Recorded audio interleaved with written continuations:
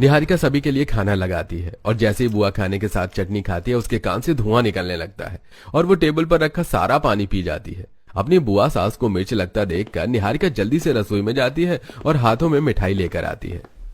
बुआ जी मिठाई खा लीजिए, मुझे नहीं पता था कि आपको भी मिर्च बर्दाश्त नहीं होती, वरना मैं आपके लिए अलग से कुछ बना देती। कोई बात नहीं, आप मेरा खाना खा लीजिए, मैं खाना बनाते हुए अपने लिए थोड़ा सा खाना अलग कर लेती हूँ।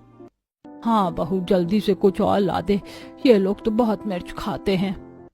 निहारिका अपना खाना अपनी बुआ सास को दे देती है, जिसे खाकर बुआ सास का मुंह बन जाता है। बहू तो 1 साल के बच्चे की तरह खाना खाती है, 1 साल का बच्चा भी इससे ज्यादा मिर्च खाता होगा। घर वाले हैं जिनको खाने में सिर्फ मिर्च चाहिए और बहू ऐसी है कि जिसको उबला खाना चाहिए। अरे मिर्च को हिसाब से खाना कब सीखेंगे आप लोग? बुआ जी हम तो हिसाब से ही मिर्च खाते हैं, आप ही को मिर्च बर्दाश्त नहीं है। हम तो कहते हैं थोड़ा थोड़ा करके मिर्च खाने की आदत डाल लो। रवि अपनी बुआ को और परेशान करने लगता है और सुबह होते ही बुआ जी अपने घर के लिए रवाना हो जाती हैं और निहारिका अपनी माँ से वीडियो कॉल पर बात करती है। दोनों ही अपने कमरे में बैठी थीं। माँ मिर्च से बचने का कोई इलाज बताओ, मिर्च काटती हूँ तो मेरे हाथ लाल हो जाते हैं। ये लोग तो बहुत मिर्च खाते हैं, मेरे हाथों की हालत देखो। इसीलिए कहती थी थोड़ी थोड़ी मिर्च खाने की आदत डाल ले, अब होती है ना वहाँ परेशानी। सुन, जब तू मिर्च काटती है या मिर्च वाला खाना बनाती है तो ग्लव्स पहन लिया कर, हाथों में जलन नहीं होगी। अपनी माँ से बात करके निहारिका को काफी अच्छा लगता है और जब भी वो रसोई में खाना बनाने जाती तो मिर्ची काटते समय हाथों में ग्लव्स पहन लेती। ऐसे ही एक शाम जब नितिन घर पर होता है और सब लिविंग हॉल में बैठकर चाय नाश्ता कर रहे होते हैं तो माँ, मैं क्या सोच रहा था, बहुत दिन हो गए हम लोग कहीं बाहर नहीं गए, क्यों ना आज हम सब कहीं बाहर कुछ खाने के लिए चलें? आज तो मेरा भी बाहर डिनर करने का मन है और भाभी भी हमारे साथ कभी बाहर नहीं गई। अगर तुम सबका दिल बाहर डिनर करने का है तो चलो। अब पूरा परिवार रात में डिनर के लिए तैयार होता है और वो लोग एक 5 स्टार होटल में जाते हैं जहां सभी अपने लिए chilli potato, chilli paneer, chilli momos, pasta जैसी चटपटी और स्पाइसी डिश ऑर्डर करते हैं। तो वहीं निहारिका अपने लिए वेज बिरयानी, रायता और नान ऑर्डर करती है। पिछले 10 सालों से मैं इसी रेस्टोरेंट में आ रहा हूँ, पर दिन पर दिन इस रेस्टोरेंट का स्वाद बढ़ता ही जा रहा है। बस तीखा काम है। बेटा जरा मिर्ची का अचार और तली हुई मिर्च लेकर आना। अब जैसे वेटर तली हुई मिर्च और मिर्च का अचार लेकर आता है, पूरा परिवार मिर्ची का अचार और खाने के साथ हरी मिर्च खाने लगते हैं।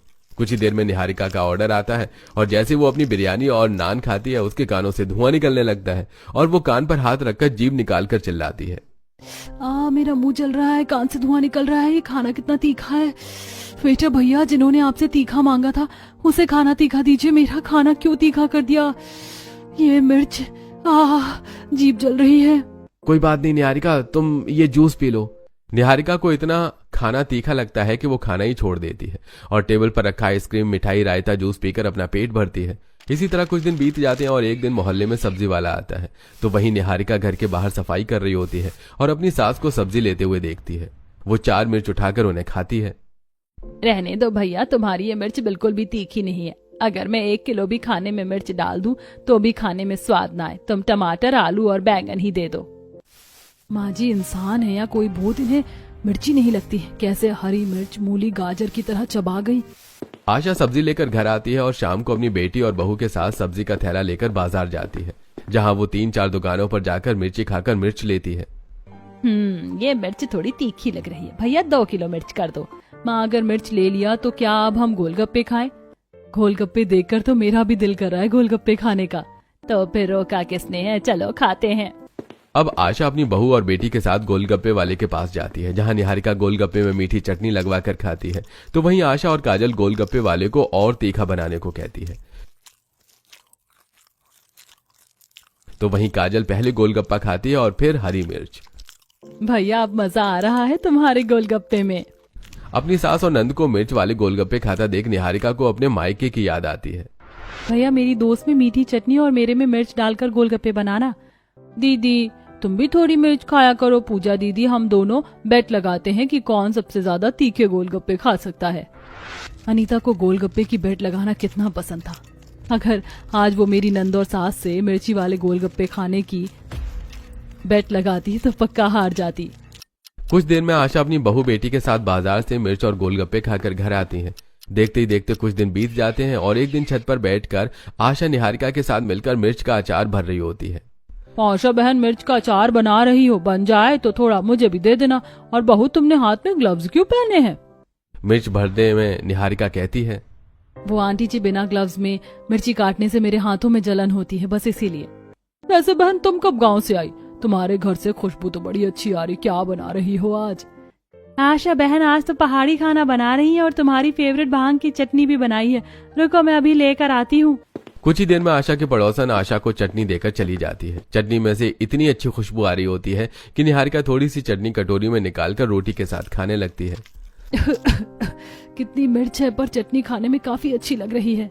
बहू इसे तीखा नहीं फीका कहते हैं। तुझे जो खानी थी तूने खा ली, मैं जा रही हूँ इसमें मिर्ची का तड़का लगाने।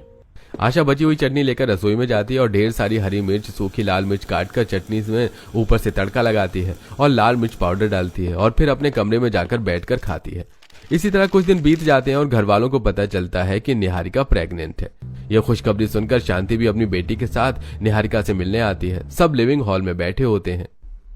अरे बहन, इतना सारा सामान लेकर आई है, इन सब की क्या जरूरत थी? कैसे जरूरत नहीं थी बहन, मेरी बेटी माँ बनने वाली है। निहारिका तू माँ बनने वाली है, तुझे अपना और ख्याल रखना होगा। अब माँ आप फिक्र मत करो, हम निहारिका का अच्छे से ख्याल रखेंगे। अब तो मैं मौसी बनने वाली हूँ जीजू। जब मैं मौसी बनूंगी तो मैं आपसे जो मांगूंगी आपको मुझे देना होगा। अनीता और नितिन बैठकर हंसी मजाक करने लगते हैं तो वहीं निहारिका को अपनी माँ और बहन से मिलकर काफी अच्छा लगता है। समय गुजरता है और एक दिन डाइनिंग टेबल पर खाना खाते हुए, बहू को डॉक्टर के पास ले जाने का सुमुहूर्त निकालना है क्या तुम्हें? 15 दिन हो चुके हैं, ये पता चले कि बहू प्रेग्नेंट है, उसे हॉस्पिटल लेकर जाओ, अल्ट्रासाउंड वगैरह करवाओ। मैं तो कब से नितिन से कह रही हूँ, पर उसे ही ऑफिस की छुट्टी नहीं मिल रही है। माँ मैंने कल की ऑफिस की छुट्टी ले ली है, हम लोग कल ही जा रहे हैं हॉस्पिटल। अगले दिन होते ही नितिन, आशा और निहारिका अस्पताल जाते हैं, जहां निहारिका के साथ सब वेटिंग एरिया में बैठकर अपने नंबर का वेट कर रहे होते हैं। तो वहीं वो देखते हैं कि नर्स 50 साल की औरत को सुना रही है। खुद की जुबान पर कंट्रोल रहता नहीं और फिर डॉक्टर को बोलते हो कि सही दवा नहीं देते। अम्मा आपको बोला था ना कि मिर्च मसाले से दूर रहा करो और बाहर की चीज बंद कर दो। बाहर की चीज इस उम्र में खाओगी तो हल्के होने में दिक्कत ही होगी ना। अब ये पाइल्स ऑपरेशन करके ही ठीक होगा। नर्स, डॉक्टर कहाँ है? उन्हें बुलाओ, मेरी बीवी के पेट में बहुत दर्द हो रहा है। आप तो कल भी आए थे अपनी बीवी को लेकर। पेट में जलन तो होगी, दवाई नहीं ली होगी। भूल गई थी डॉक्टर साहब, और हमारे घर में पार्टी थी तो इसीलिए बाहर का खाना पड़ा। और करो लापरवाही, आप लोगों को पता नहीं है क्या कि ज्यादा मिर्च खाने से क्या होता है? अस्पताल में निहारिका, आशा और नितिन के सामने कई तरह के पेशेंट आते हैं, जिसमें से ज्यादातर लोग ज्यादा मिर्च खाने की वजह से परेशान थे। अब आशा अपनी बगल में बैठी औरत से बात करती है। बहन तुम भी अपनी दवाई लेने आई हो, क्या हुआ है तुम्हें? बहन पहले मैं बहुत मिर्च खाती थी, धीरे धीरे एसिडिटी और गैस बनने लगी और एक दिन इनकी इतनी तबीयत खराब हुई, इलाज करने पर पता चला लिवर और गुर्दे में छाले हो गए हैं। बस उसी की दवाई चल रही है। मैंने तो कान पकड़ लिए, मरते मर जाऊंगी पर मिर्च को हाथ न लगाऊंगी। माँ कुछ दिनों से पापा को भी एसिडिटी है। अस्पताल में इतने सारे पेशेंट देखकर आशा घबरा जाती है। कुछ ही देर में निहारिका चेकअप करवा कर घर आती है, जहाँ काजल अपना पेट पकड़कर बैठी होती है। तुझे क्या हुआ? पेट पकड़कर क्यों बैठी है? माँ बेचारी को 2 नंबर जाना है, पर उसकी 2 नंबर नहीं हो पा रही। रवि शर्म कर ले, बहन के बारे में ऐसी बातें करता है। वो बेचारी परेशान है और तुझे हंसी आ रही है। जाकर दवाई ला। माँ जी देख लिया आपने, ये सब ज्यादा मिर्च खाने की वजह से हो रहा है। हाँ भाई, आज मैंने अपनी आंखों से देख लिया ज्यादा मिर्च खाने का नतीजा। भगवान का शुक्र है कि मेरे घर में किसी को कुछ नहीं हुआ और मुझे समय रहते अकल आ गई। अब से हम लोग इतनी मिर्च नहीं खाएंगे और आप लोग भी सुन लीजिए, धीरे धीरे मिर्च खाना कम कर दीजिए। अब अगले ही दिन से आशा खाने में मिर्च डालनी कम कर देती है। माँ तुमने पहले ही दिन इतना फीका खाना बना दिया। कुछ फीका नहीं है, 20 मिर्ची के बदले आज सिर्फ 10 डाली है और आने वाले समय में 10 से 2 पर भी जाऊंगी। अब जैसे जैसे समय गुजरता है, आशा और उसका परिवार मिर्च खाना कम कर देता है, जिस वजह से अब निहारिका भी अपने लिए अलग से खाना निकालना बंद कर देती है और घर में जो बनता है वो ही खाती है। ऐसे ही एक दिन आशा की पड़ोसन उनके लिए चटनी बना कर लाती है। निहारिका बहू, तुम प्रेग्नेंट हो ना, तुम्हारा मन मचलता होगा, इसीलिए तुम सबकी फेवरेट भांग की चटनी लेकर आई हूँ, बिल्कुल वैसी जैसा तुम लोग खाते हो। अब आशा उस भांग की चटनी को खाती है। बहन, बाजार की सारी मिर्च खरीद कर तुमने इस चटनी में मिला दी क्या?